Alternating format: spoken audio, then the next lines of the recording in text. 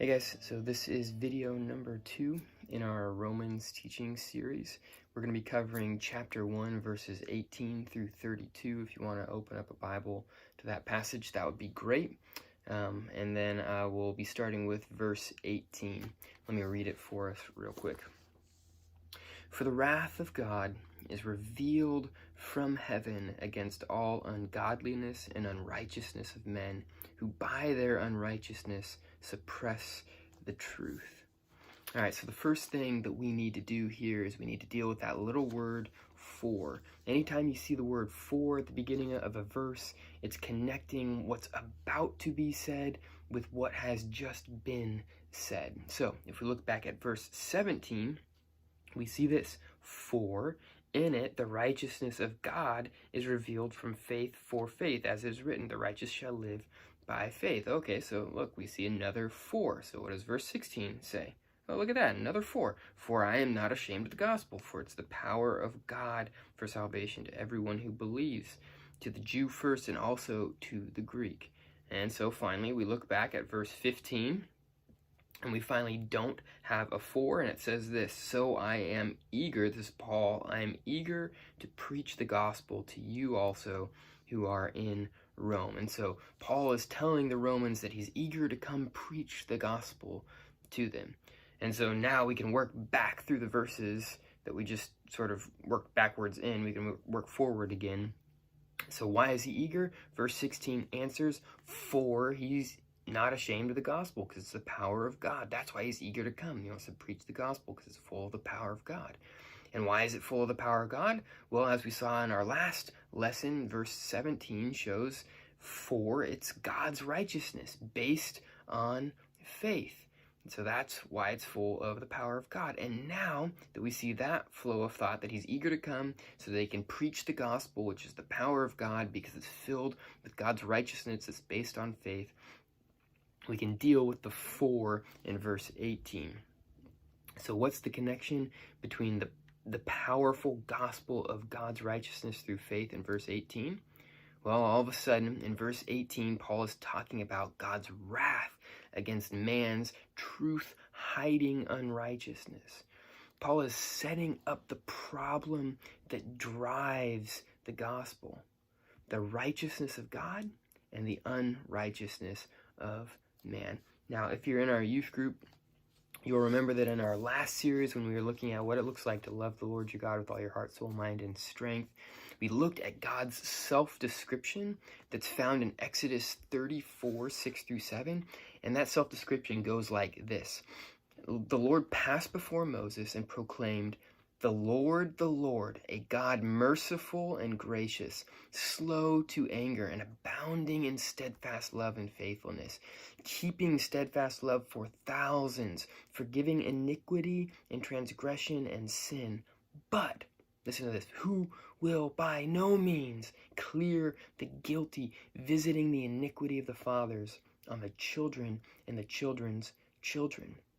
Okay, so we see that there's this tension in the very character of God and the core of his being, and it comes to a head when his righteousness encounters the unrighteousness of man. Because on the one hand, his righteousness fills him with holy wrath against man's sin, but then on the other hand, his righteousness drives him to seek to redeem man out of his sin because of his love. And so Paul here he's launching into the full story. He's launching into the full explanation of what the gospel is. He's saying, let me start at the beginning of the problem. God rightly feels wrath toward man's unrighteousness, which covers up the truth. Okay, so that's what verse 18 is. This is Paul's starting the whole story. He's starting at the beginning. All right, then we get to verse 19. For what can be known about God is plain to them, because God has shown it to them. Guess what? Another for. So why does God feel wrath toward ungodliness and unrighteousness? Answer: because God has made himself known to man. He's made himself known to us all. In other words, they should know better. These sinners, these unrighteous men who cover up the truth, they should have known better because God has made himself plain to them. Verse 20. For his invisible attributes, namely his eternal power and divine nature, have been clearly perceived ever since the creation of the world and the things that have been made, so they are without excuse. For, again, are you sensing a theme here? Why should they have known better? Because if you look around at the world, it should be obvious that a powerful, divine creator exists and created this world for a purpose, namely his glory, not for the indulgence of sinful living. It's enough that no one living sinfully can excuse their behavior. It's clear enough that no one can justly excuse their behavior. Then we get verses 21 through 23. For, again, although they knew God, they did not honor him as God or give thanks to him, but they became futile in their thinking, and their foolish hearts were darkened. Claiming to be wise, they became fools and exchanged the glory of the immortal God for images resembling a mortal man and birds and animals and creeping things. So for, again, Paul says, let me make it absolutely clear why everyone's without excuse. Every sinner is without excuse. Because they knew God, as we just saw, okay? God is known plainly in his creation, but they didn't honor him or weren't grateful to him as God. Instead, they set their mind on vain things, and this ended up darkening their hearts. They thought they understood the world, but they were mistaken.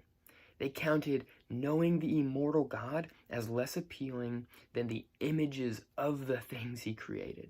Okay, I want to explain that idea. I want to consider that idea, that exchange there, the immortal God for images of created things. Imagine you love architecture, okay? You love houses. You're just a fanatic about that, okay? And you get the opportunity to go inside just a historic mansion, like a Frank Lloyd Wright kind of house. And once inside, you have two options, okay? You have two options. One, you can wander around the house with a photo album of its various elements to look at, okay? So you can wander around with a book of pictures of this house, or you can take the architect with you. The architect who designed the house will go with you and give you a tour. So which one of those two options do you think would teach you more about the architecture of the house? It's obvious, right? What would the point of looking at a photo album even be? If you're in the house, you don't need the photo album of the house, right? The architect, now he could tell you more about the house even as you walk through it, but the photo album's not going to add anything to it. If anything, if you get sucked into those pictures, it's gonna twist and distort your view of the house, just because, it's edited. The pictures could be edited, or the lighting could be different, or whatever it is, so it could distort your picture of the house or your understanding of the house. Well, Paul argues that's what people have done in their foolish unrighteousness. They've traded the being able to go around the house with the architect for a photo album of the house. Okay, it doesn't make any sense. Of course, you're going to come to a much worse understanding of that house with a photo album than you would with the architect. And so it is with the world, okay? If you trade the God, the creator God, and his glory for images of created things, you're going to come to a skewed perspective of the world. All right, verses 24 and 25. Therefore, God gave them up in the lusts of their hearts to impurity, to the dishonoring of their bodies among themselves, because they exchanged the truth about God for a lie, and worshipped and served the creature rather than the Creator, who is blessed forever. Amen. So, because they saw fit to make such a trade, God allowed them to do it. Because they wanted to do it, God let them do it. As a note, I think this says something really important about God, and that is that he's not going to override your will, okay? He's always available to anyone who seeks him, but he does not force anyone to follow him. That's really important, I think, to understand about God. It is also terrifying to realize God will let you choose your sin if you are set on it. This is the first of 3 times in these next few verses that Paul uses the phrase, God gave them up. God gave them up. God gave them up. This first is the giving up to a general impurity and dishonoring of the bodies that God has given us to live in, which is what happens ultimately when you worship creatures instead of the Creator. Now let's look at verses 26 and 27. For this reason, God gave them up to dishonorable passions. For their women exchanged natural relations for those that are contrary to nature. And the men likewise gave up natural relations with women and were consumed with passion for one another, men committing shameless acts with men and receiving in themselves the due penalty of their error. So the next giving up that Paul mentions is in regard to the specific sin of homosexuality. This is clearly meant to be an example of the dishonoring of bodies that Paul just mentioned. It's also possible that the ancient example of the city of Sodom is in view here.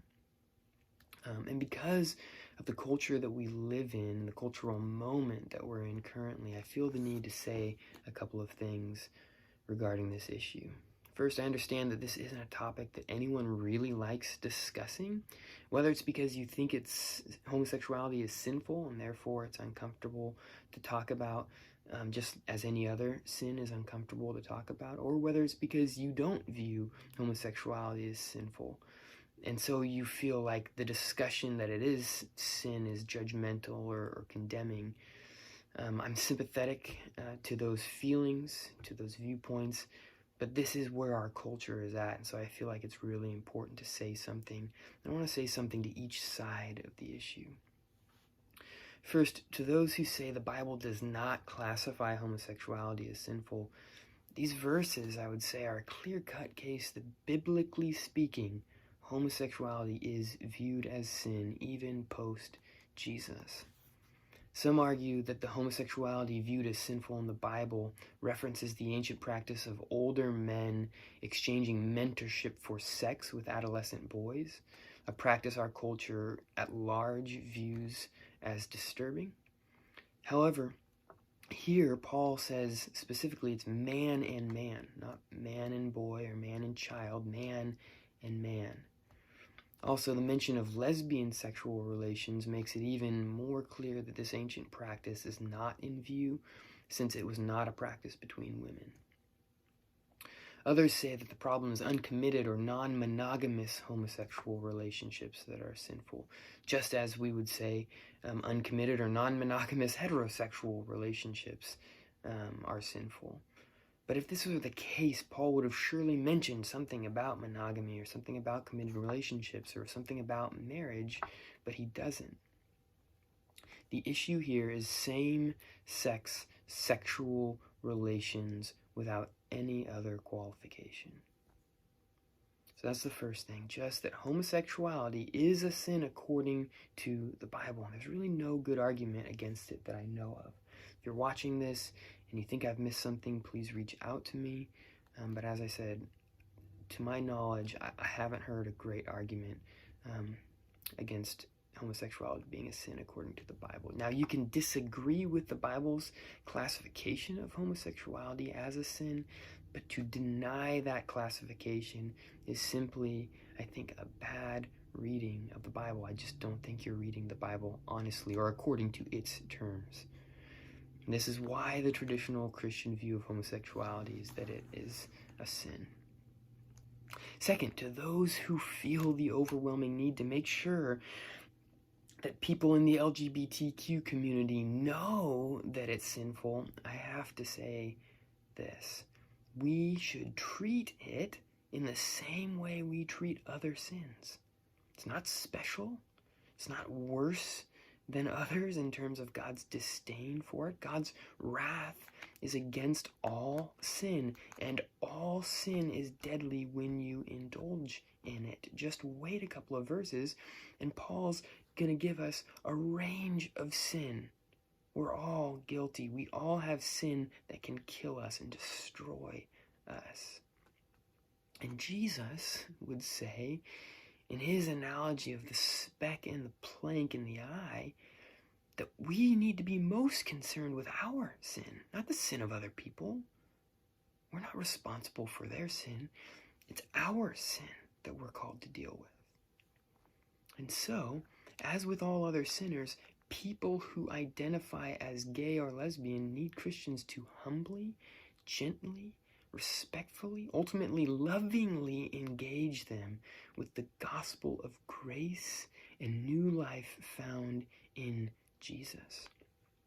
They are offered forgiveness in Jesus in relationship with God based on grace.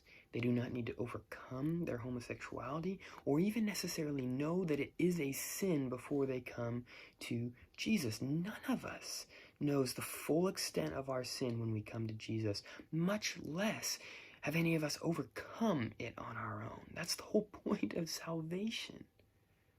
We come to Jesus as sinners and trust in him to make us saints. And so, as Christians, we bring people to Jesus and trust him to change them into his likeness, in his timing, and in his way. That said, when we come to Jesus, sin, whether it's homosexuality, heterosexual lust, pride, greed, or something else, sin becomes our enemy. We may struggle with a particular sin our whole lives, and there is grace to cover all of our stumbles in that struggle, but it is never to be seen as good. Sin is never seen as good. It is never seen as compatible to relationship with Jesus. We are saved from our sin, not in order that we may go on sinning. Paul's going to make that clear a few chapters later in Romans. Therefore, if you are gay or lesbian, the Bible says this, that yes, homosexuality is sinful, and that you are invited into relationship with Jesus and the community of the church, just like any other sinner in need of grace. But he died to free you from your sin, not so that you could remain in it or call it good. Okay, all right, that's the end of that rabbit trail. Now let's move on to verses 28 through 32. And since they did not see fit to acknowledge God, God gave them up to a debased mind to do what ought not to be done. They were filled with all manner of unrighteousness, evil, covetousness, malice.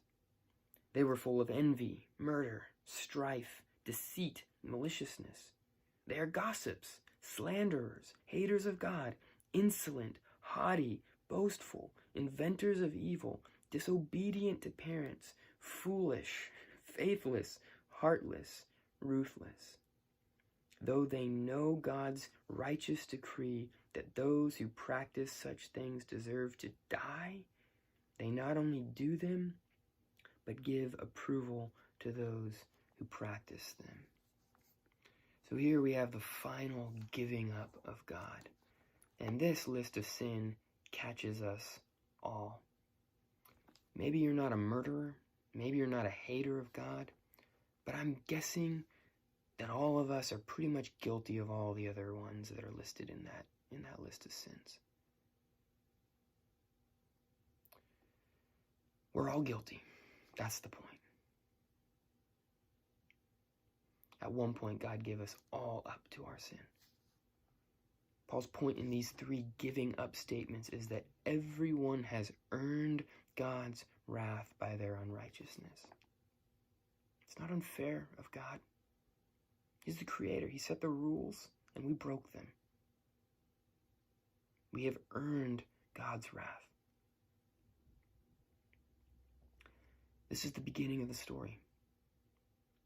the beginning of the news, and so far it's not good. It's an ugly picture, but it's one with which we need to come to terms. Salvation means we're getting saved from something. This is what we're getting saved from, and we have to have the humility to admit that we need to be saved from it. The good news is only as good as the bad news is bad. Because until we understand how deep the hole is that we have dug for ourselves, we cannot understand the grace that fills it and overflows it. We have all, time and time again, exchanged the glory of the immortal God for images of created things. But while he, like the prodigal's father, may not stop us from walking away from him, neither does he stop creating ways for us to come back home, where he is waiting to run out and meet us with his love and his forgiveness, his grace, and his new life.